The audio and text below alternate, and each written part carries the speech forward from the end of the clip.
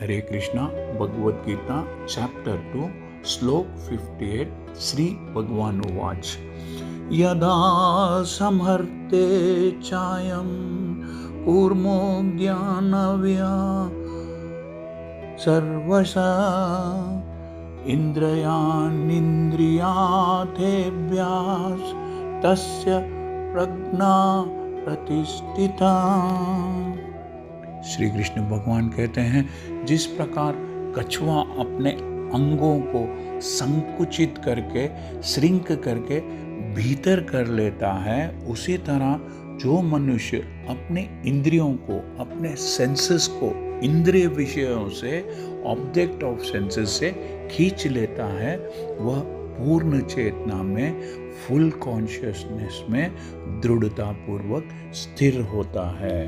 Lord Krishna says, one who is able to withdraw his senses from sensual objects as the tortoise draws his limbs within the shell is to be understood as truly situated in knowledge. किसी योगी, भक्त या आत्मसिद्ध व्यक्ति की कसौटी यह है, योगी, devotee और self realised persons का टेस्ट यह है कि वह अपने योजना के अनुसार अकॉर्डिंग टू हिज प्लान्स इंद्रियों को वश में करके सेंसेस को कंट्रोल कर सके। किंतु अधिकांश व्यक्ति, ज़्यादातर लोग अपनी इंद्रियों के दास बने रहते हैं, अपने सेंसेस के स्लेव बने रहते हैं और इंद्रियों को ही कहने पर चलते हैं। अर्थात उसकी इंद्रियां जो इच्छा करती है उसे पूरा करने में ही लगे रहते हैं।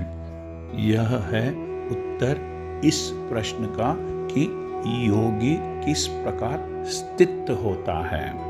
This is the answer to the question as to how the yogi is situated. इंद्रियों की तुलना विषैले सर्पों से की गई है। The senses are compared to poisonous snakes. इंद्रियां, सेंसेस अत्यंत स्वतंत्रता पूर्वक, टोटली इंडिपेंडेंस के साथ तथा बिना किसी नियंत्रण के, बिना किसी कंट्रोल के कर्म करना चाहती है। योगी या भक्त को इन सर्पों को वश में करने के लिए एक सपेरे की भांति अत्यंत प्रबल होना चाहिए, बहुत स्ट्रांग होना चाहिए। वह इंद्रियों को कभी भी कार्य करने की छूट, इंडिपेंडेंस नहीं देता है। शास्त्रों में अनेक आदेश है, डिफरेंट इंस्ट्रक्शंस है, उनमें से कुछ करो तथा कुछ न करो से संबंध रखते हैं, अर्थात टू डू और नॉट टू डू से कनेक्टेड रहते हैं।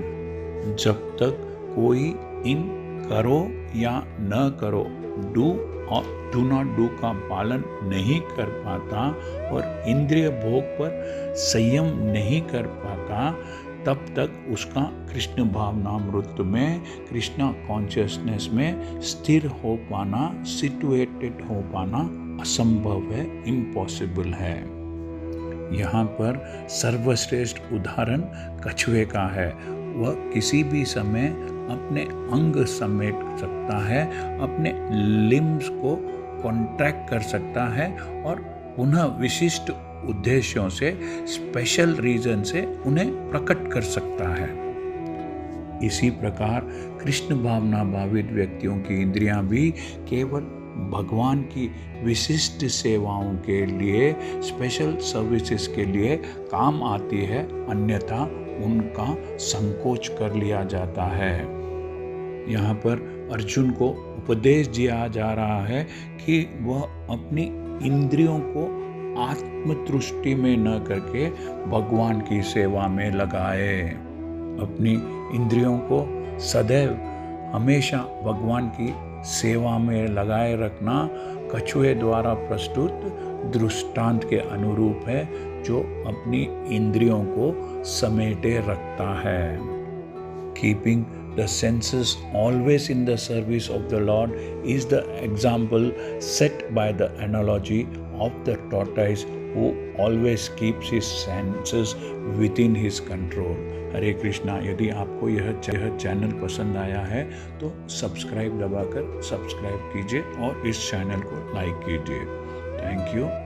हरे कृष्णा।